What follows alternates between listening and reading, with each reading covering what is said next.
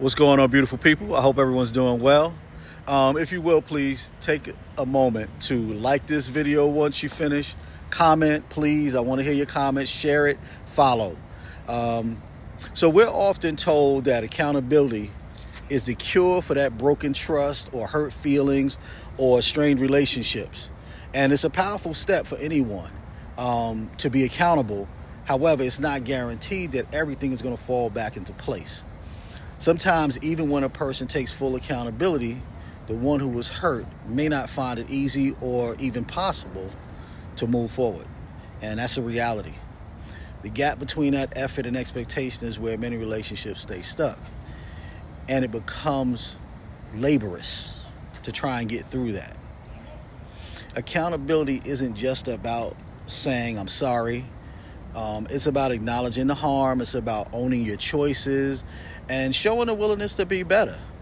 And for the person giving it, this often comes with learning how to show humility, learning how to be vulnerable, and it takes a lot of courage.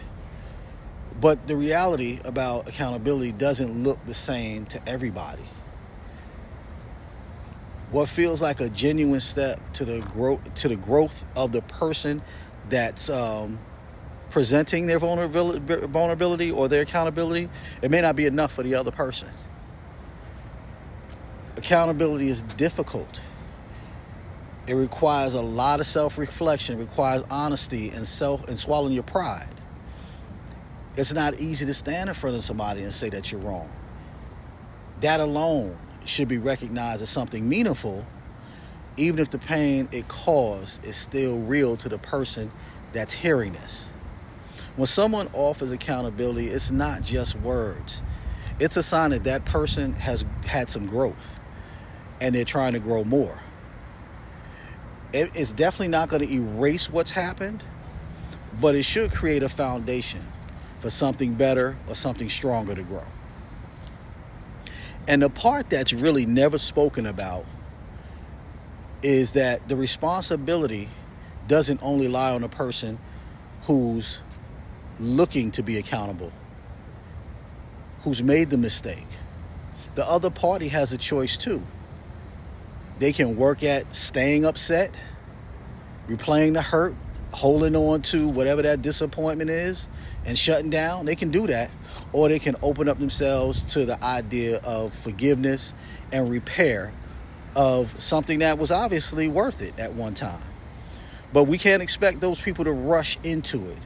We can't expect them to ignore what happened. They have to be able to own their own feelings as well, but recognize the effort behind the accountability and giving space for reconciliation to take place. Repair happens when accountability is met with openness. So it's a two-way street. Even if full forgiveness is not taking place right away, both sides have to do the work and own their own parts. You have to be willing to move on. Go through the cycle of pain that you have to. Go through the cycle of hurt that you have to. But if you truly value whatever that relationship was like, you got to have both sides open. One being accountable and owning what they've done and the mistakes they've made, and the other person being open enough to receive it. And then what happens after that depends on how both people handle it.